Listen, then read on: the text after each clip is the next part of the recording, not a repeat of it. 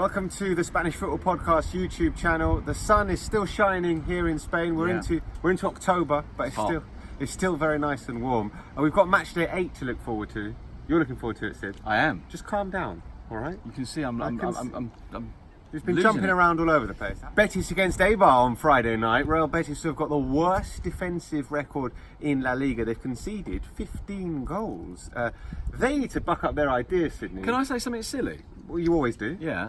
Betis weren't that bad when they lost 5-1 last week. Yes.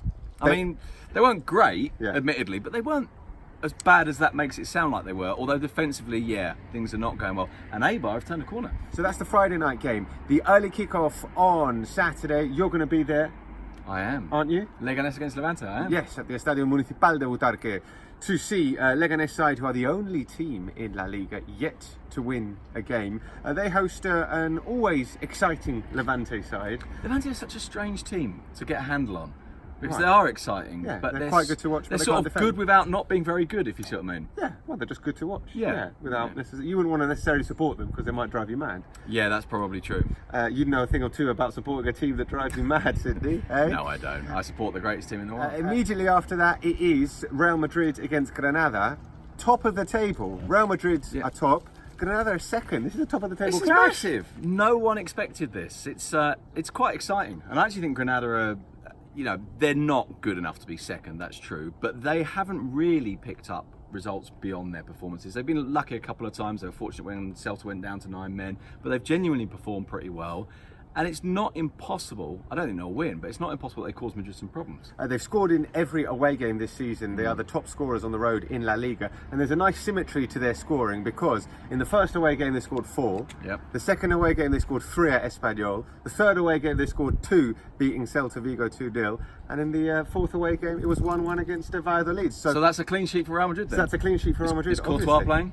I don't think so. Valencia against Alaves is immediately after that. Valencia looking to bounce back from that horror show in the Champions League midweek. I mean, I say horror show. They were beaten 3-0 by Ajax. They could have got more out of that game. Yeah, they could have done. Yeah, they weren't terrible. And Alaves, they're under a lot of pressure now. The Saturday night game, it's not the most glamorous, but it's Osasuna against Villarreal. Remember, Osasuna unbeaten at home since April 2018. I think it is in the league. And not just that, but I think didn't they win 17 of 18 at the back end of the last season? So it wasn't just that they weren't losing, they were winning every week as well. Early game on Sunday is Mallorca against Espanyol, two sides who really need a win. Mallorca have lost 5 of the last 6 games. They're on a downward curve. Espanyol had a big win in midweek in the Europa League against CSKA Moscow. And I think a big and surprising win as well, because they're one of those teams, and often we talk about this, well, they're not as bad as they look, or they're not quite as good as they look. Espanyol are sort of where it feels like they should be. Celta against Athletic Club, of course, Athletic losing their 17-match unbeaten home run last weekend in being beaten by Valencia. Celta really need to get started this season. We expected big things from them. Yeah, and it feels like Frank Escribá is under a lot of pressure. It feels like there's a sense that maybe it doesn't all fit together quite the way it should do because of the quality of the players they've got, not just up front, but coming through from midfield. I think Rafinha is really important for them. He's obviously missed a couple of games. Yeah, if we're going to do this kind of the sack race thing, I know we've already had Marcelino. Fran Escribá is quite high on that list as well. Valladolid against Atletico Madrid is at 4 o'clock on Sunday. Not too far for Atleti to travel. 1 hour 45. I worked it out earlier on. Yeah, well, that's because I was thinking of going myself. Yeah. Yes. Well, they'll go by coach, won't they? Or do you think they'll get on the train? The train is an hour. Yeah. Fast train is an hour. But the time that you waste getting to the train station. Yes.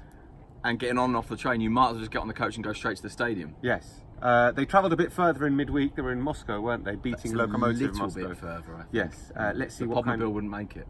To Moscow? Do you think the Podmobile would make it to Moscow? Yes, I have every faith it would make it to Moscow. Excellent. Yes.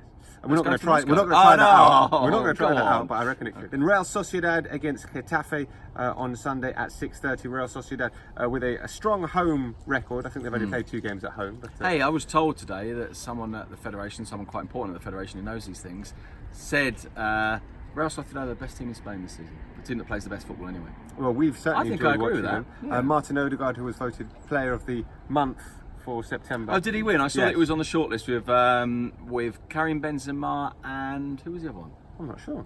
The final game is a match that is always entertaining. It's Barcelona against Sevilla. It's good, isn't it? Yes. You're not going to this, are you?